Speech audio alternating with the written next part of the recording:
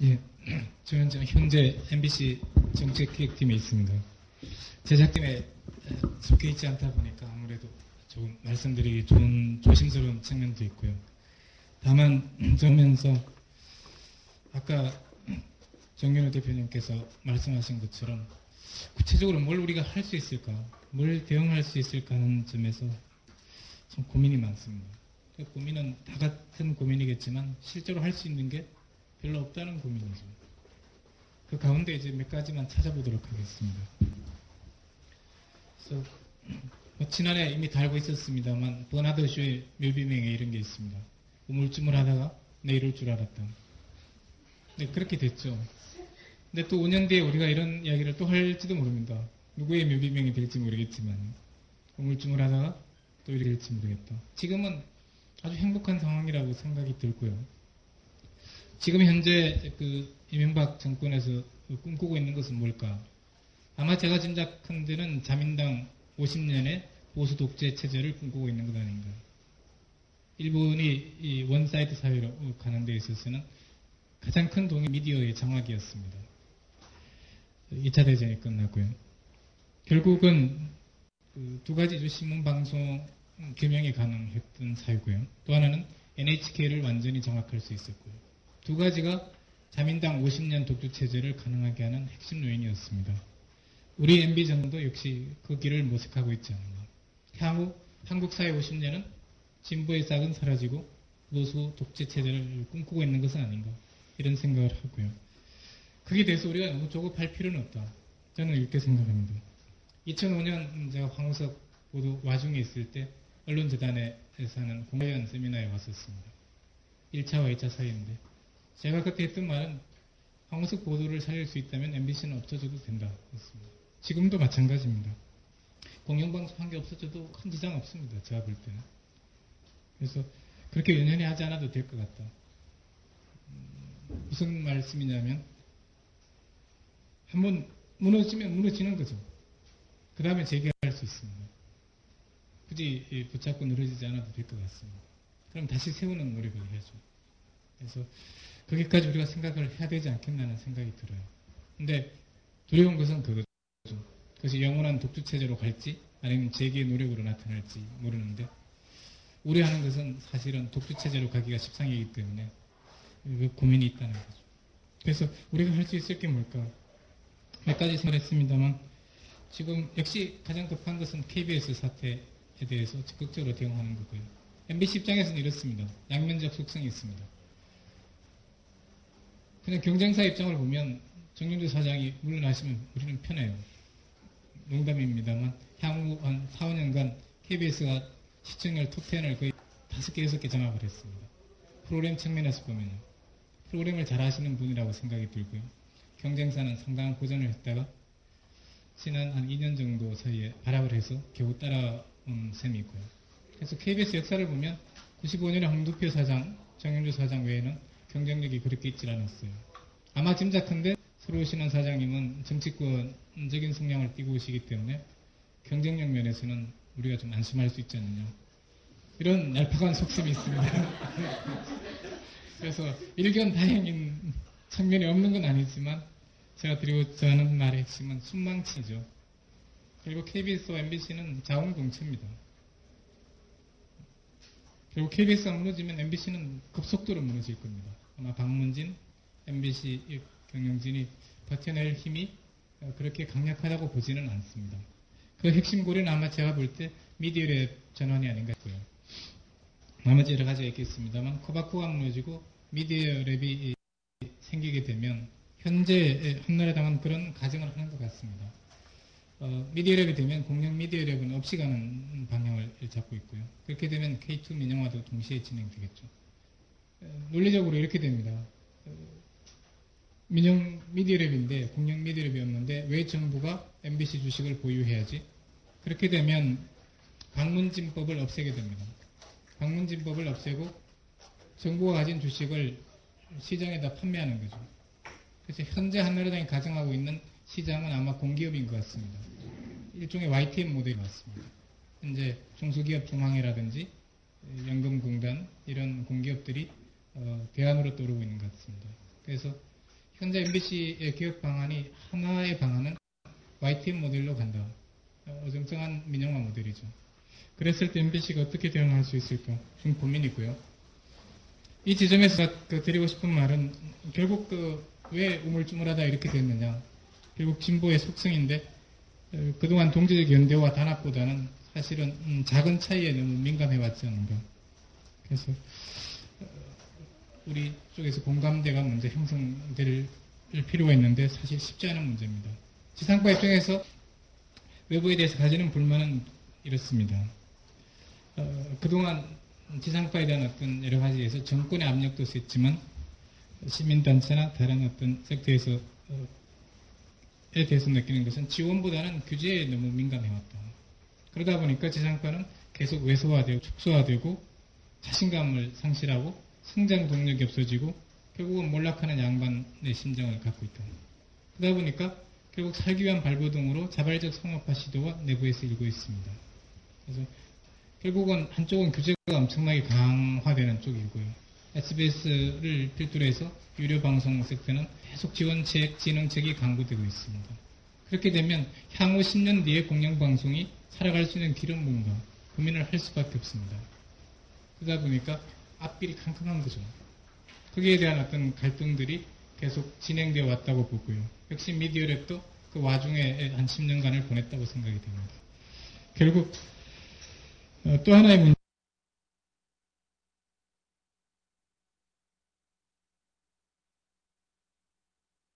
법이 있지 않았느냐. KBS, MBC를 한 섹터로 묶고요. SBS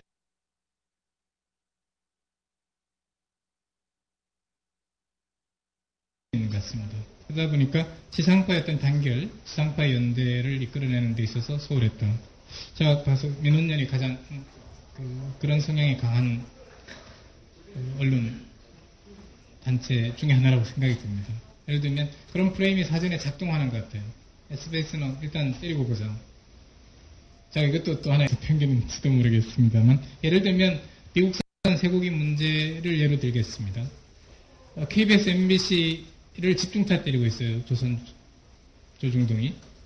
근데 사실 SBS에 그것이 알고 싶다가 똑같이 했습니다. 방송을. MBC보다 훨씬 먼저 했어요. 근데 누구도 SBS의 법병 보도에 대해서는 말을 하지 않아요. 빼놓고 있어요. 왜? 셋을 단결시키기는 싫으니까요. 근데 거기에 우리도 똑같이 대응하고 있다는 거예요. 그래서 SBS 쪽에서는 억울해하고요. 조중동은 기뻐하고 있죠. 하나를 끌고 내니까요. 그래서 보면 SBS나 조중동을 몰고 가는 그런 경향이 있는데 그것이 우리에게 어떤 도움이 되느냐. 물론 그러한 경향이 없다고는 말씀드리긴 힘들 겁니다. 그러나 더 큰 목표를 바라봐야 되지 않느냐. 근데 우리는 너무 작은 차이에 민감해왔다. 광우병 또는 미국산 쇠고기 파동도 그런 것 같습니다.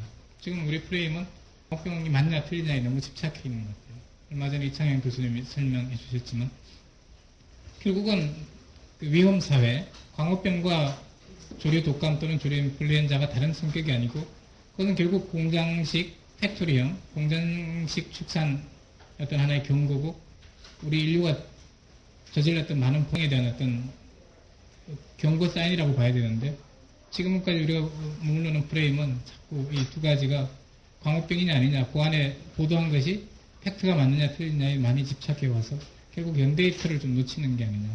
결국은 팩토리형 축산이냐 위험사에 대한 경고로 오면 지상파가 다 연합할 수 있고 결국 신문도 저항하기는 힘들 겁니다. 그런 면에서 조금 우리가 프레임을 좀 더 길게 보는 노력이 필요한 것 같고요. 그런 면에서 저는 제안드리고 싶은 것이 첫 번째는 공영방송 자체 개혁 노력이 절실하고요. 저는 KBS에 대해서 지금 잘 이해가 안 되는 게 하나가 있습니다. 방만한 경영으로 많은 비판을 받고 있고 저하 경영 때문에 몰리고 있는데 왜 KBS는 정영주 사장 재임 중이죠. 기간에 이루었던 8개 지방국이죠. 통폐합이 있었습니다. 8개 지방국을 통폐합하면서 사실 정영주 사장이 핀치에 몰린 게 핵심이죠, 사실은. 어떤 직능단의 반발이 있었고, 그것이 노조로 집약이 돼서 노조위원장으로 당선되셨고, 그때부터 방정현주 움직임이 본격화됐고요. 근데 왜 8개의 지역국을 통폐합했으면서 그 부지는 팔지 않는 겁니다. 굳이 한 개만 팔아도 지금 KBS 적자는 바로 만회가 될 겁니다. 근데 안 팔고 있어요. 저는 개인적 궁금이어서 그런 것들이 좀 안일하게 어떤 우리 자산을 지키겠다. 그런 쪽에 어떤 집착이 너무 강하지 않은가. 그리고 또 하나는 KBS에 대해서 제가 감히 당부 드린다면 수신료에 대한 그 미련, 환상은 과감히 깨버리는 게 KBS에 대해서 좋을 것 같다. 그런 생각입니다. 이미 지난해 물 건너갔습니다. 근데 많은 고리들이 지금 수신료에 묶여있다 보니까 KBS 사태가 풀리지 않는 것 같아요. 또 하나는 뭐 지금 KBS 내부에서 진행되는 여러 가지 프로젝트들, 사업 프로젝트들에 인연하다 보니까 KBS 연구동도 재개발해야 되고요. KBS 별관 문제가 있고 송신탄 문제 이런 것들이 정치권과 척을 지고는 갈 수 없는 문제들이 있어서 내부적 고민이 있는 것 같습니다만 그런 것들을 미련을 버렸을 때 사실은 KBS가 좀 자유로울 수 있는 게 아닌가. 쉽지 않은 거지만 미련을 가진다고 해결될 것인가. 그 미련이 너무 지나쳐서 노조가 좀 이런 입장을 갖고 오는 것은 아닌가 이런 생각이 들고요. 그래서 그런 어떤 공영방송 자체 개혁 노력은 크게 보면 프로그램과 경영, 시스템에 대한 노력을 지금 해야 될 거고요. MBC도 지금 이번 주에 그 혁신 추진팀이 구성이 돼서 이번 주에 그 내부 방안이 나옵니다. 그래서 몰고 갈 텐데 여러 가지 다양한 방안들로 구사를 하려고 하고 있고요. 다만 그 과정에서 정말 노동권을 너무 침해하지 않는 쪽으로 가야 되는데 그 사이에 절충안이 좀 고민이 되고요. 다만 자체 개혁 노력은 할 겁니다. 그러나 그것보다 더 큰 것은 사실은 제도적 지원이라고 저는 생각합니다. 그래서 제가 과거에 몇 번 기고를 했습니다만 공공 콘텐츠 발전 기금 같은 것을 형성하는 너무 사실 소홀히 왔다. 지금 내부에서 보면 몇 년 전부터 경고를 했습니다. PD수첩이나 백분토론 이런 프로그램들이 내부에서 사실은 고민 덩어리입니다. 계륵이죠. 왜냐하면 이미 정권의 시대가 아니고 자본의 시대로 왔지 않습니까? 그러다 보면 지상파 재원의 문제가 가장 절실한데 재원에 도움이 안 돼요. 근데 구성원들 입장에서는 월급을 받아야 되잖아요. 그 안에서 광고가 붙지 않는 프로그램에 대해서 무슨 가치를 둘 건가. 아버지가 있는데 돈 한 푼 못 벌어오면 아무리 아버지가 훌륭한 일을 하시더라도 자식들은 불만이죠. 그 심정을 이해해야 될 것 같고요. 그래서 가장 큰 핵심은 역시 공영 콘텐츠에 대해서 어떻게 재원적 지원을 할 것이냐. 수신료가 아닌 다른 재원적 확보 방안. 이 고민이 선행되지 않으면 앞으로는 점점 더 공영 콘텐츠들, 공영 프로그램들이 쓸 자리가 없을 겁니다. 그래서 지금 2,300억의 반발기금이 있었고 1조 3천억의 정보진흥기금이 있었습니다만 문화부 쪽이나 이런 것을 더 모아서 할 수 있는 게 있고 이것은 뉴미디어에도 통한다고 봅니다. 또 하나가 이제 뉴미디어 공적 공간 확보인데 역시 똑같은 겁니다. 지상파들이 뉴미디어에 활발하게 진출하게 해줘야 된다고 저는 생각합니다. 뉴미디어가 완전히 상업적 공간 일변도로 좀 해결화됐습니다. 미국도 그렇지 않은데 IPTV, 케이블 모든 것들이 그냥 유료 방송화, 상업 방송화로 아니 당연시 되고 있어요. 왜 거기에 공적 콘텐츠가 못 들어가고 재송신 또는 프로그램 VOD 판매는 전부 무한도전 아니면 예능 프로 이런 것만 판매하고 PD수첩은 진출이 안 돼요. 그런 이 위기를 어떻게 우리는 바라볼 텐데 앞으로 지상파를 보는 시청 인구는 적어질 텐데 결국은 뉴미디어에서 확보가 안 된다면 앞으로 그 공공적 담론은 어디에서 형성될 것이냐 이런 고민이 좀 필요한 것 같고요. 그래서 저희가 볼 때 그런 것들에 대해서 저희가 고민이 이런 겁니다. 경영적 혁신 노력을 하고 있는데 저널리즘 기능을 하고 있습니다. 근데 이런 데 대한 반발을 대응을 잘 하지 못하고 있습니다. 산업적 발전 모델에 대해서 MBC 또는 KBS가 잘 대응을 못하고 있다. 민영화 논의의 핵심은 사실은 이런 거거든요. 저널리즘 기능, 공정성에 문제가 있지만 또 하나는 산업적 발전에 도움이 안 되고 국가 고용, 국가 성장에 도움이 안 된다는 거예요. 지상파를 해체해서 민영화 쪽으로 가면 공영방송을 해체해서 가면 지분 투자가 돼서 대기업이 들어올 수 있고 통신이 들어올 수 있고 그래서 많은 펀드가 들어와서 드라마를 잘 만들 수 있고 예능을 잘 만들 수 있고 그것이 한류로 이어진다 이런 논리인데 거기에 대해서 잘 대응을 못하고 있고 한나라당이 늘 요구하는 것이 너희들의 대안을 가지고 와라 이런 겁니다. 근데 우리는 공영 프로그램 팀이 만들겠다고 하니까 이야기가 안 되는 거죠. 거기에 대해서 지상파 이제는 좀 더 유연한 공영성으로 갈 필요가 있다. 그래서 뉴미디어 산업적 측면, 상업적 측면에 대해서 공영방송이 공영성을 신대히 훼손하지 않는 범위 내에서 활발하게 진출할 필요가 있다. 그것이 저는 BBC 모델이라고 봅니다. BBC에서 아이플레이라든지 프리즌이라든지 그 여러 가지 형태들이 나오고 BBC 월드와이드가 그런 형태죠. BBC의 공영 프로그램이 전 세계를 다 진출을 하고 있습니다. 그래서 그런 어떤 문제에 대해서 이제 지상파가 적극적으로 대응하지 않으면 늘 수세에 몰리고 사멸되고 말 것이다. 그래서 지상파가 가지고 있는 강점은 프로그램과 텐츠입니다. 유통과 배급에서는 취약점이 있습니다. 그리고 재원확보, 펀딩이나 여러 가지 재원확보에서는 취약점이 있습니다. 이런 부분을 지상파가 어떻게 상업방송, 유료방송보다 더 나은 모델로 가지고 갈 수 있느냐. 굳이 사용하지 않더라도, 민영화하지 않더라도 공영방송이 더 나은 경영 모델을 줄 수 있다. 이런 확신을 국민들에게도 주고 정권에도 줘야지 지상파가 앞으로 한 10년 이상을 존속할 수 있다고 봅니다. 그래서 앞으로 공공성은 유연한 공공성이 좀 필요하지 않느냐 생각이 들고요. 또 하나는 시민단체 쪽이나 이런 학계에 부탁드리고 싶은 것은 조금 더 사실은 차분한 대응이 필요할 것 같다. 그래서 지금 뭐 보면 그 참여정부 때 국정홍보처가 있던 것이 좀 MB 정권에 들어와서 없어졌습니다만 사실은 세 개의 국정홍보처가 새로 생긴 거죠.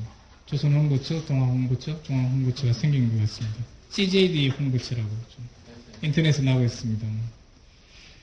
그래서 그런 그 프레임에 대해서 잘 대응을 못하고 있지 않느냐. 사실은 피켓팅도 중요하지만 논리적 대응이 중요한데 잘 대응하고 있지 못한 것 같다. 제가 예를 하나 들면 신문방송 겸용입니다.